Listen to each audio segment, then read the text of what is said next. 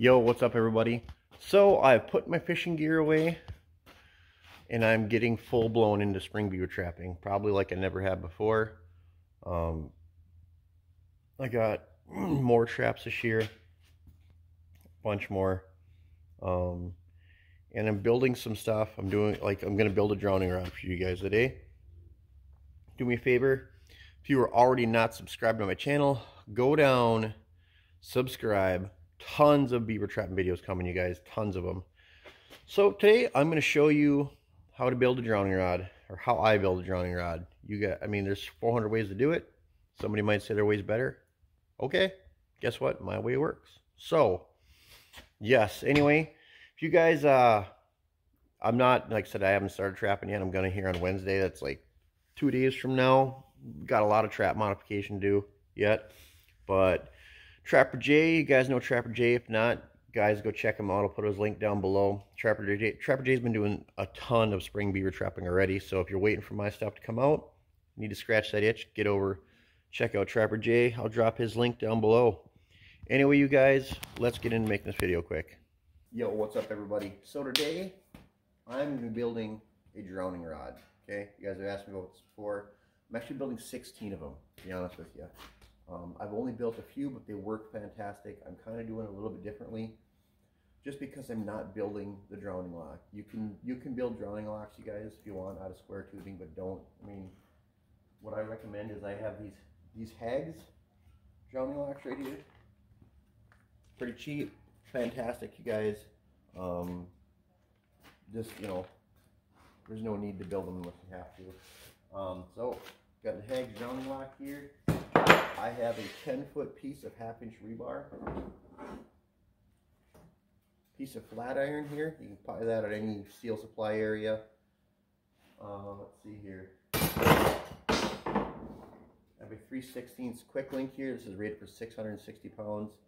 This is to attach the trap to your rod. That way you can take them off whenever you want to. Make sure when you close these, tighten them, your pliers really tight so they don't come apart. I haven't had a problem with them coming apart, but you never know. Also, of course, if you're going to do this, you need a welder. I got a nice Miller-Matic over here that's in our shop. I have a grinding wheel, a vise. Someplace you can, basically a welding shop is what you need. Or you can do it in your garage with a small welder, and just these tools. Yeah, anyway, traps that I got, show you here. MB750. I've had those before. I haven't had one in about 10 years because someone stole them, but I did like that trap. Here's a brand new Bridger number 5. That's the one I've been using. And then I'm trying these. They look like a really nice trap. The No BS Beaver Extremes. That's going to be a good foothold, you guys. I have 18 traps drowning. I have 18 footholds I can set on drowning rods this year, and I also have a bunch of 330s. So I'm going to show you how to make this drowning rod today, and this is how I do it. If you guys do it differently, if you use cable, it all works. I prefer the drowning rod because beaver are not going to, they might get lucky and pull the end of this drowning rod out. I've only had it happen once. They're not going to break this. They're not going to leave with the trap. So obviously heavier, but they're not getting away with this setup, you guys. That's why I prefer this. Anyway, we start, we got this 10-foot rod. We don't have to weld on or anything. But yeah, anyway, I'll get into it. All right, guys. First thing we're gonna do is, I probably should have ear protection on, but I don't. But have eye protection when you're working with the chop saw or anything where sparks are flying. You get one of these metal shavings in your eyes, and it could destroy your eyes. Like, it's horrible, you guys. Anyway, this piece of 1/2-inch or 1.5-inch flat iron. All I'm doing is cutting a piece large enough to weld on the bottom of the rod, so that Hags bracket drowning lock cannot pass the bottom of this drowning rod. Okay, so it doesn't have to be giant, whatever, just as wide as the rod, whatever you want, anything just on the bottom. pretty much, you guys, okay?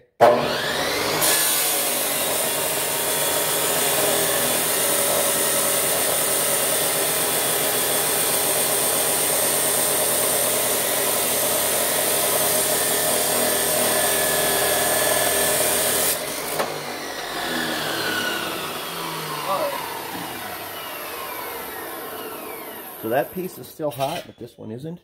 I'll get it right up here where you can see it. See that?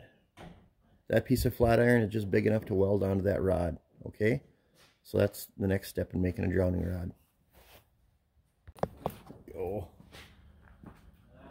All right, you guys. Got an angle grinder here. All I'm doing is I'm going to clean up the top of this. Maybe flatten it out a little bit, one of these ribs off here. And then down on the bottom of the rod, I'm going to go up about a foot, and I'm going to clean off one more spot, because where I'm at, it's not all muck all the time. There's a lot of hard sand bottom, so what I want to do is I want to be able to jab the bottom of that rebar in up to a foot where it's going to hit that stopper. Normally you put it right at the bottom. Anyway, clean it up a little bit.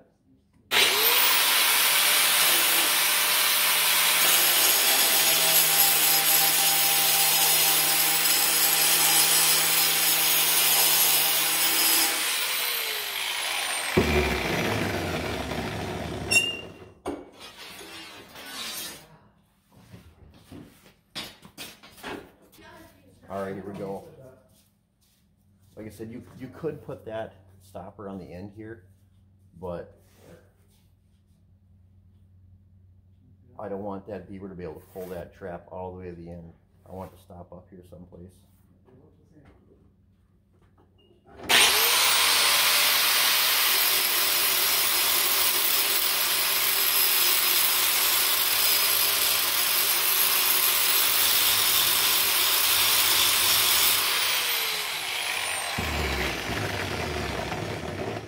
And if you clean it up a little bit, it'll give you a nice weld. Alright, just so you guys know, I am by no means a professional welder or anything even close, okay? Just so you guys know that. But, I'm going to get all this cloth and stuff away over here, so I'm going to start nothing on fire. But when you're, so this is one of these washers that I bought, and I use the grinder to clear this off nice and flat a little bit so I can get a good weld around this washer, okay? That's going to be the first weld. So I'll probably get it over here a little bit. Actually, we'll probably get it way over here so I'll start nothing on fire. Get this ground, get ground down here somewhere. Good ground, it's important. There we go.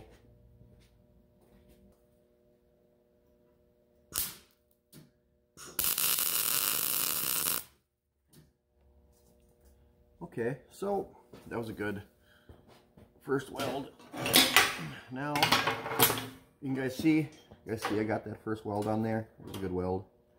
I'm going to flip this around, make sure my ground is on there still. Weld this a little bit more.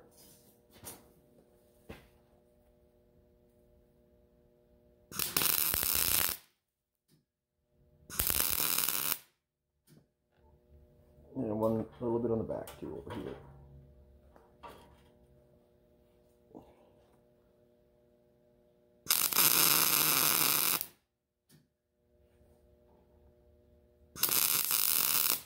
There we go. All right, you guys. This is welded up nice and solid. I don't know, I got a little OCD kicking in. There we go. Filled in that little notch. All right, top of the drowning rod, you guys. Hopefully that didn't burn my camera up. If it did, that'd be sad. Set this down for just a minute. I'm gonna flip this over because now don't forget this part, you guys. You can get the kit, you can get the no weld kits where you put stuff on here, but make sure and get your Hags drowning lock on the rod before you put the other one on. Make sure it's on the right direction, okay?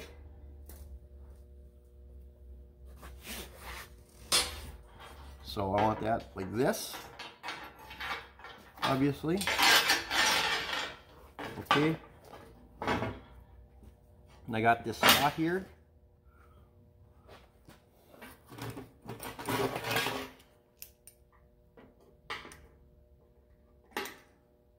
And this doesn't have to be some crazy, you know, weld either. Loosen that up a little bit.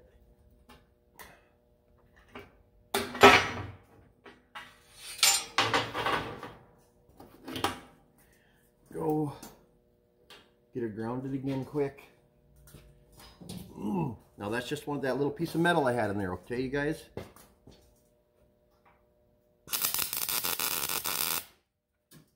Okay.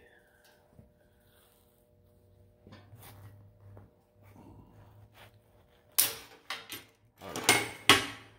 That one's on there. Alright, now I'm going to hit it on this side a little bit.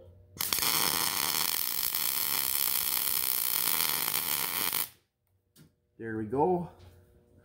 And I don't even need to do the other side, but I'm going to. Just because I want to.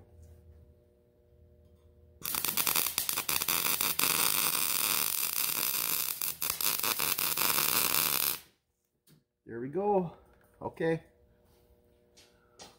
Alright, you guys, I'll shut this off for just a minute to show you guys. Alright.